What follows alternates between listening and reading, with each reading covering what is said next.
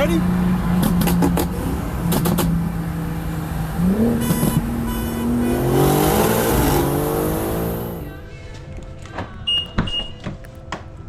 haven't been in here in about 2 weeks or so. Cold start after about 2 weeks of sitting. Okay, that started up just right.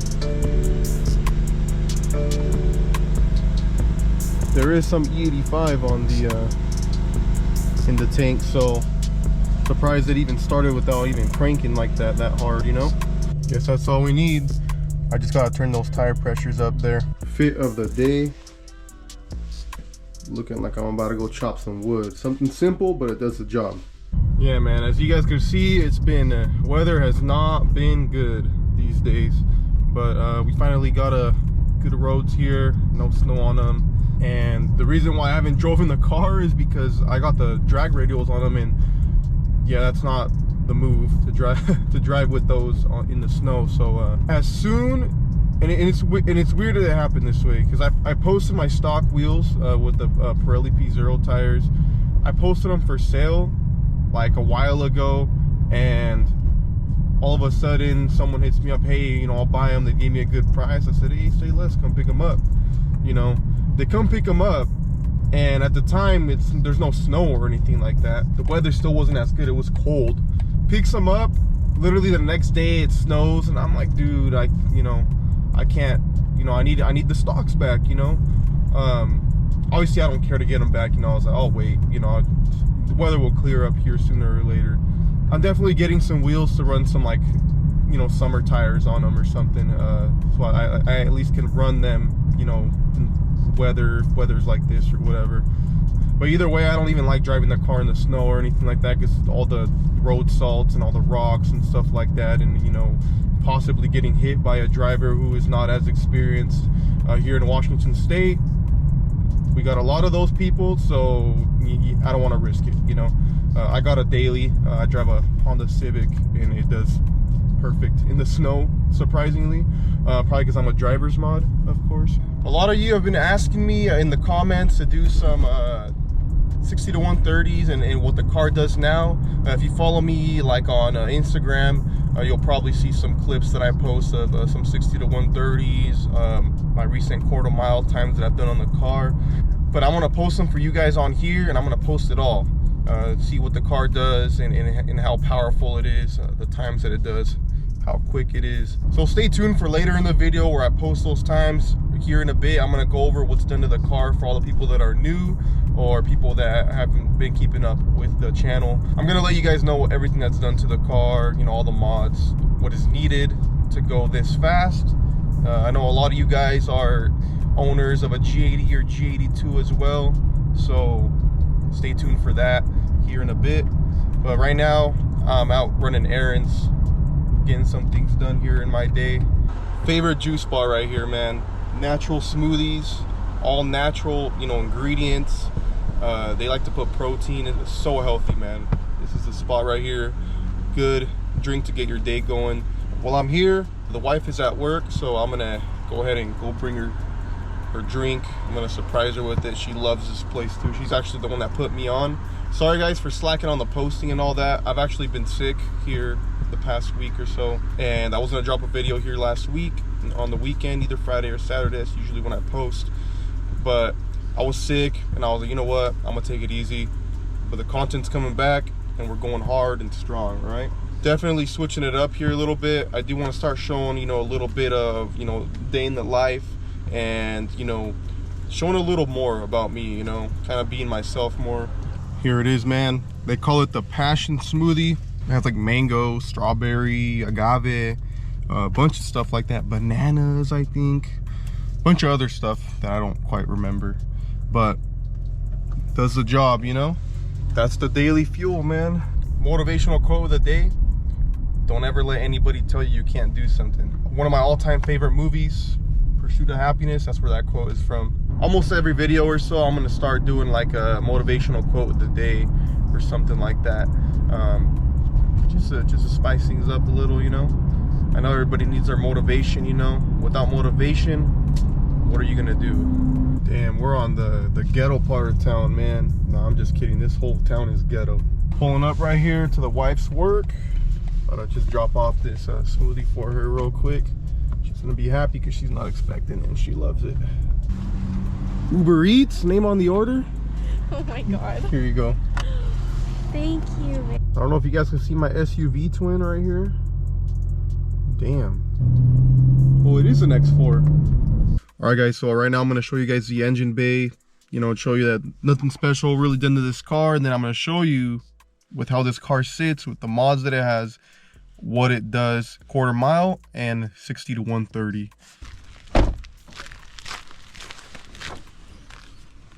Here it is. Looks stock. It is stock. Just kidding. No, but looks stock. Really the only thing that probably wouldn't look stock would probably be this fuel line right here, just for the fuel ethanol sensor there. It's basically what that is there, just to see my ethanol content and all that. Other than that, everything here looks stock. Stock air boxes. I did get some Burger Motorsports filters installed. They're just a drop-in filters. They just replaced the paper filter, and I removed the extra charcoal filters on both intake boxes.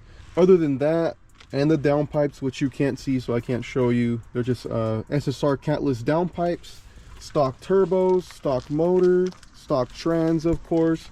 Basically, let's just say 2 mods, right? I mean, I wouldn't really consider this a mod. So let's just say 1 mod, catless downpipes, and as well as some E85 mix. Gets us, we run about like a E55 mix. That's what the tune is made to run on E55. So SSR catless downpipes, E55 mix with some E in the car, stock injectors, everything, no port, stock manifold, everything stock, just downpipes and an E55 tune. And if you want to consider the drop-in filter, just consider the drop-in filters.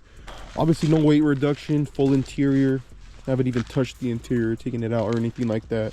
If you want to, you know, count this as some weight reduction, there's not really too much other than the hood that would lower the weight even too much. Maybe the hood is like, what, 15 pounds or so of less weight. Nothing big. Downpipes and an E55 tune, this is what you're gonna get. When I got the car back after not having it for a while, you know, the tune wasn't finished, but either way, I went out and I did some runs, try to get into the 9s for quarter mile and check the 60 to 130 and stuff like that. And we were barely getting into the 5, so I did like a 5.9. I did like a 5.95 60 to 130.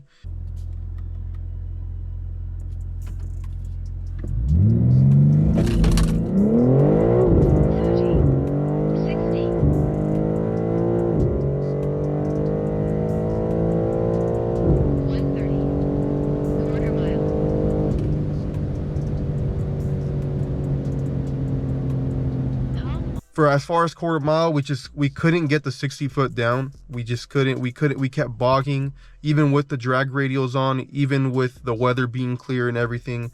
It was cold out. It was, you know, low 30s, mid 30s, but we were lowering tire pressures and all that, and we were bogging. And that's to be expected, you know, unless you do some power management stuff with the launch control and the torque scaling on the XHP settings, which I messed with a little bit, but I just got tired of it and messing with it and all that, and it does work, but you got to dial it into the, you know, actual weather that there is right now, and just reflashing over and over again, you know, in different types of weather and conditions and stuff like that just got annoying to me. So I stopped messing with that, and I decided to launch in 2nd gear, and this is what I got.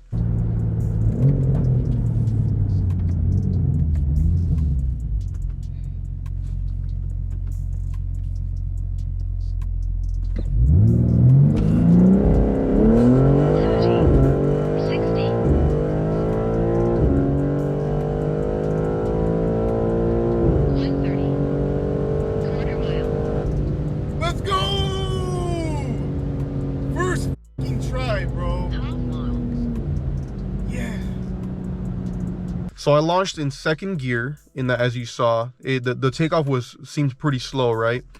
Pretty soft. I launched in second gear without launch control. That was just with a brake boost. I do have the second gear setting to take off in second gear as standard on the XHP settings. That's the only setting I have on.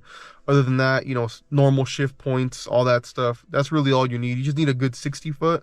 I got into the 1.5, it's a 60 foot. With that and the amount of power that you're doing and the 60 to 130 that's backing it up, you're going to get into the 9s easily. That's really all you need to get into the 9s is just, you know, you don't even need to do any physical bolt-on mods to get into the 9s, in my opinion. If you get a solid tune-only ethanol map, you will definitely, like a E50 map, E55 map, you'll definitely get into the 9s easily. You just need to put the power down to get that 60 foot going.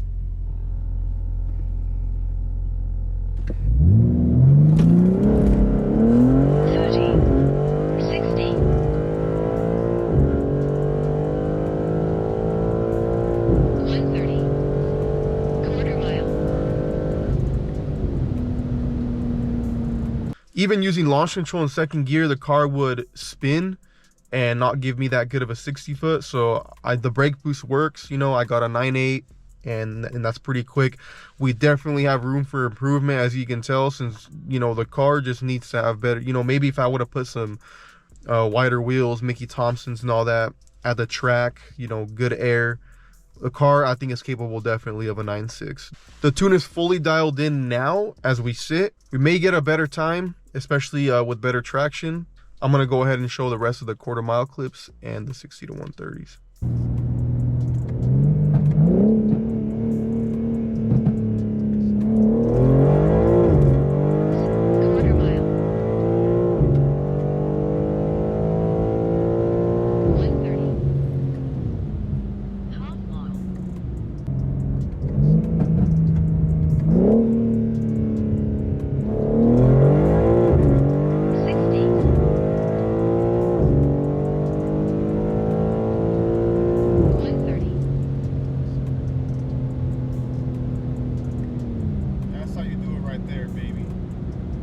Ready?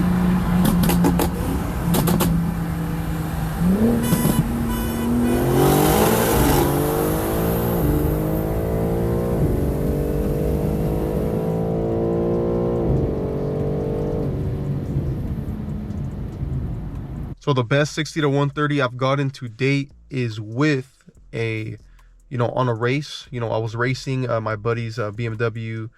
He has an M5 and F90. I guess we got the best 60 to 130, you know, without even trying to get a 60 130. Stay tuned for that video. I also raced another car, and it's a really fast car, and I'm going to be dropping that video here pretty soon with that race. So stay tuned for that.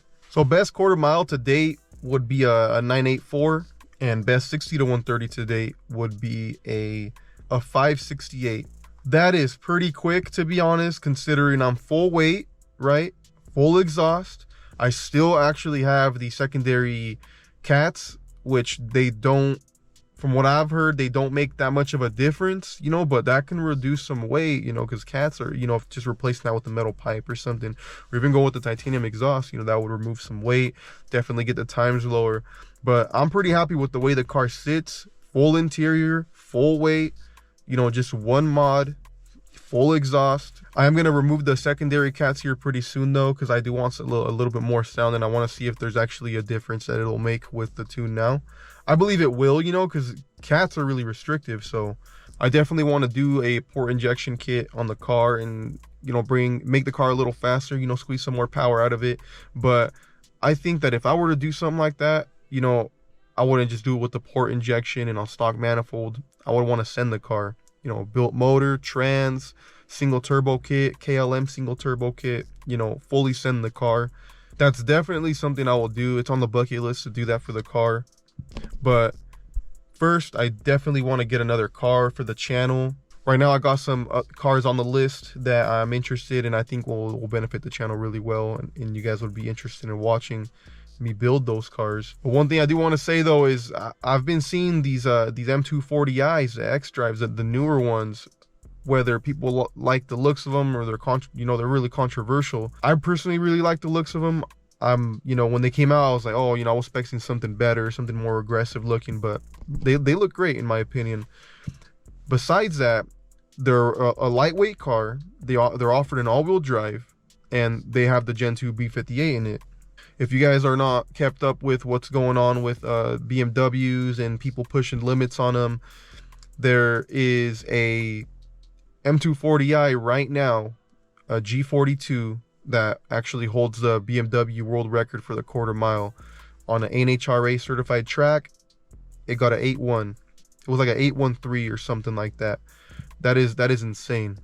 That is insane because it's not a real M car, right? And it's the fastest BMW. That is completely insane. I've recently seen a lot of people get into that car, and I definitely want to get into that car as well. That would be a pretty good daily. I probably wouldn't. I don't want to speak too soon, but I probably wouldn't send it like that. To be honest, I would want to send the M4. I'd definitely be interested in sending one of those G42 M240i's. Honestly, even with just like a hybrid turbo kit and port injection, maybe even still on direct injection only, I feel like we can get some good times, get those cars in the 9s easily. So I think that would be a nice daily, to be honest. Be the daily and have the M4 be the race car. But we'll see here pretty soon what I do. But it's definitely gonna happen. Not with the M240. I don't know yet. It's just something that is on the list, of cars that I want to get. But I'm not just looking at BMWs. I'm also looking at Audis. I love the 5-cylinder, and it's on a bucket list to send a RS3 or TTRS.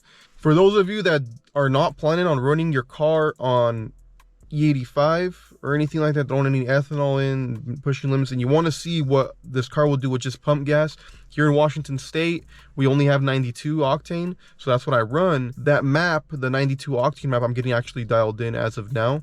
Once I get my 92 octane map dialed in, I will definitely make more videos and show you guys what the car is capable of right now with the same mods, but just with 92. I've already done some runs, and honestly very impressive, but I definitely want to fully dial in the map and see what the best time we can get on the street, both 60 to 130 and quarter mile. I'll probably throw in like a 100 to 150 as well. That's becoming really popular nowadays for top end. I'm gonna do some weight reduction, like take out the seats and probably an exhaust dump to completely remove that cat back weight of the exhaust.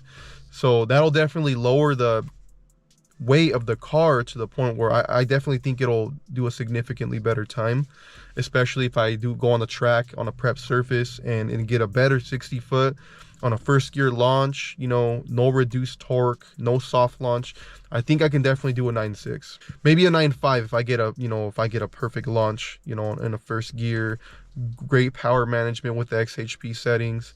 I can definitely do a 9.5. It's been done before. There's many guys in 9.5 stock turbos, direct injection only, but none of them, from what I know, none of them completely eliminated the catback exhaust. They were running like a titanium exhaust, lighter weight, but there's still some weight there. But if I completely eliminate that, that's gonna definitely significantly remove some weight.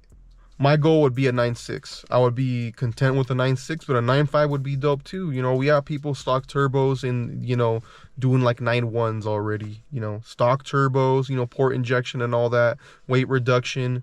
But stock turbos almost getting into the 8s. They'll probably get into the 8s here pretty soon, but that is very impressive and definitely shows how much faster these cars have to go as far as stock turbo or even single turbo kits. Little pull.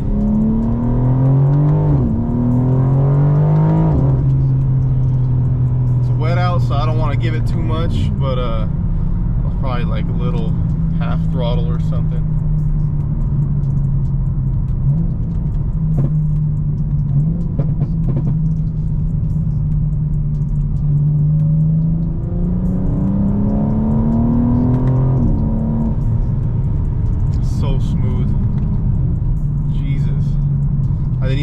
shift or anything. It just shifted pretty quick. Also, I love the sound of the just like the stock exhaust opened up with the downpipes. It's just like the perfect sound, you know. When I remove the secondary cats, I bet it's gonna sound a little better. I hear a lot of exhausts that, you know, cost thousands of dollars, and you know, I've been offered some and all that, and they don't, the sound just doesn't do it for me, man. It just doesn't.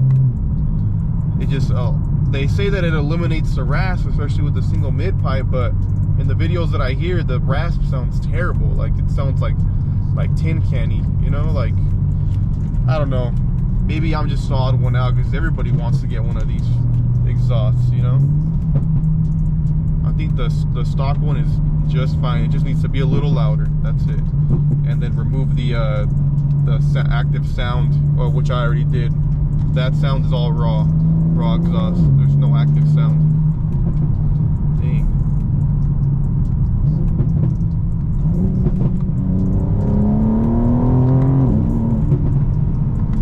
But I think I'm gonna leave the video right there, guys. Honestly, I appreciate you guys tuning in. Make sure that if you're new to the channel, subscribe. Please leave a comment. Appreciate that. And don't forget to leave a like. Any support is appreciated. Okay, that's it for now. Thank you guys for watching once again, and I'll see you guys in the next one.